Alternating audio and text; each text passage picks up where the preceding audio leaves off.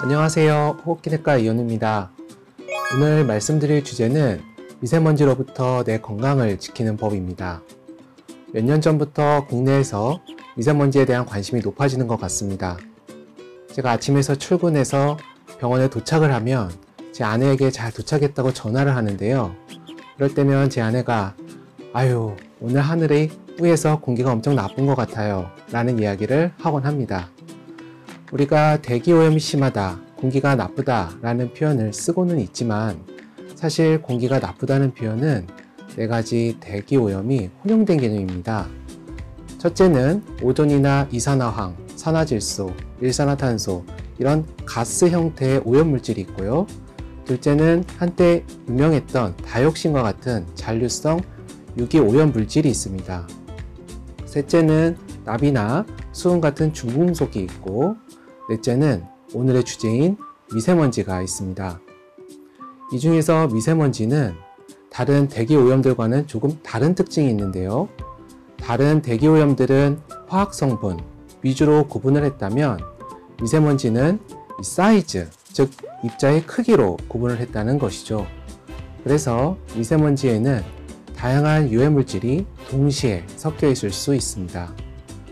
미세먼지의 사이즈는 마이크로미터 단위로 측정을 하는데요.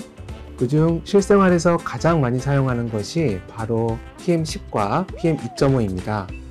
PM10은 10 마이크로미터 이하의 사이즈를 가진 먼지를 말합니다. PM2.5는 2.5 마이크로미터 이하의 사이즈를 가진 먼지를 말합니다. 즉 PM10은 PM2.5를 포함하는 개념인 것이지요. 우리나라에서 흔히 쓰는 말로 정의를 하면 PM10은 미세먼지, PM2.5는 초미세먼지, 그리고 최근 얘기가 더 나오고 있는 PM0.1, 즉 0.1 마이크로미터 이하의 사이즈를 가진 먼지를 극미세먼지라고 하고 있습니다. 미세먼지에 노출이 되면 심장, 폐 관련 질환 등을 발생시키거나 악화시킬 수 있고 심하면 사망에도 영향을 줄 수 있습니다. 장단기적으로 인체에 영향을 주는데 단기적으로는 천식발작, 급성기관지염, 부정맥과 같은 증상을 악화시킵니다. 장기적으로는 미세먼지에 노출되는 경우 심혈관 질환, 호흡기 질환, 폐암 발생의 위험이 증가합니다. 미세먼지가 체내에 들어오면 체내 여러 장기에 활성산소가 발생하여 염증 반응을 촉진하고 세포 노화, 조직 손상을 가져온다고 알려져 있습니다.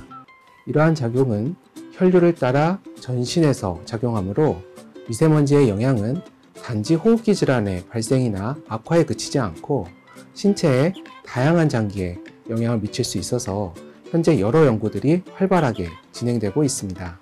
특히 미세먼지는 만성 폐쇄성 폐질환이나 천식 등의 만성 호흡기 질환을 유발할 수 있는 중요한 원인 물질로 알려져 있습니다. 단기적으로는 만성 호흡기 질환을 가진 환자들이 미세먼지에 노출되면 증상이 악화될 수 있고 심하면 응급실을 방문해야 하거나 입원이 필요할 수 있습니다. 장기적으로는 폐기능이 보다 빨리 떨어지고 만성 호흡기 질환이 더 많이 발생할 수 있습니다.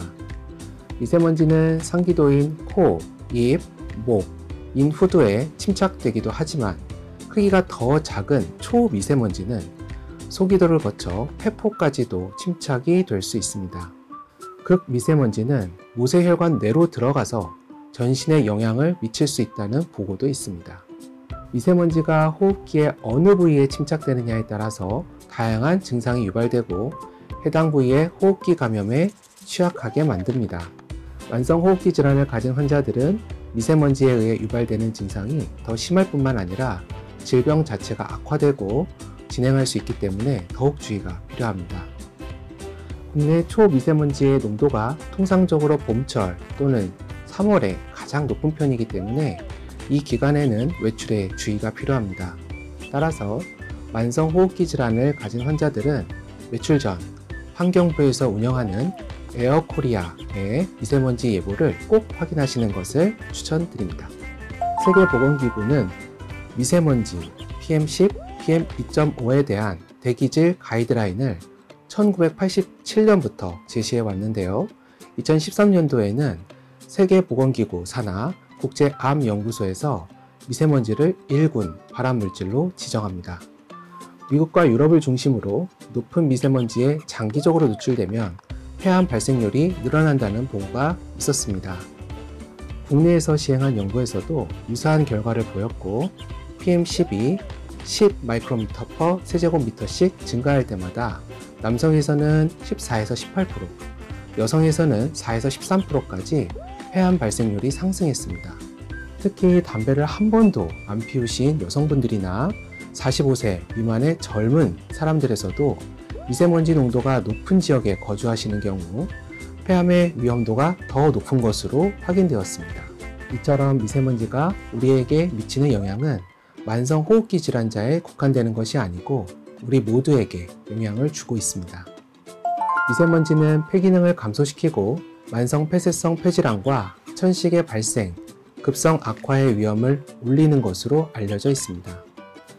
유럽의 한 대규모 코호트 연구에 따르면 미세먼지 농도보다 초미세먼지 농도가 만성 폐쇄성 폐질환과 더 깊은 연관성을 가진 것으로 확인되었습니다. 그 외에도 미세먼지가 특발성 폐섬유화증이나 폐렴의 위험을 더 높일 수 있다고 보고된 연구들이 있습니다. 우리나라의 질병관리청에서는 미세먼지 건강수칙 가이드를 만들어서 누구나 읽어볼 수 있도록 공유하고 있습니다. 저는 그 내용을 간단히 정리해서 말씀드리도록 하겠습니다. 첫 번째로 평소에 미세먼지 예보를 확인하는 습관을 가지시는 것이 좋겠습니다. 미세먼지 예보는 에어코리아 홈페이지를 방문하시거나 우리 동네 대기정보라는 어플을 사용하실 수 있습니다. 미세먼지가 나쁨 또는 매우 나쁨이면 실외 활동을 삼가거나 줄이시는 것이 좋겠습니다. 둘째로 내가 미세먼지 민감군인지를 확인해야 합니다. 만성 폐질환이 있으신 분들은 기본적으로 미세먼지 민감군이라고 생각하시면 되겠고 외출 시 마스크를 착용하시는 것이 좋겠습니다. 셋째로 미세먼지 노출 후 증상이 발생하는지 확인하는 것이 필요합니다. 기침이 심하거나 호흡곤란, 색색거림의 증상이 있다면 반드시 근처 호흡기내과에 방문하셔서 진료를 보시는 것을 추천드립니다. 넷째로 보건용 마스크를 미리 준비해 두는 것이 좋겠습니다. KF80, 더 좋게는 KF94 등급의 마스크를 올바른 방법으로 착용하시기를 권장드립니다. 다섯째로 주기적으로 실내 환기를 하고 습도를 적절하게 조절하시는 것이 좋습니다. 미세먼지가 우리 모두의 건강을 위협하고 있지만 미세먼지에 대해 바르게 알고 대처함으로써 나와 우리 가족의 건강을 지켜나갈 수 있기를 소망합니다. 특히 우리 만성호흡기 질환을 가진 환자분들께서 미세먼지 농도가 나쁠 때는 외출하지 마시고 어쩔 수 없이 외출해야 한다면 꼭 마스크를 쓰시기를 다시 한번 당부드립니다. 감사합니다.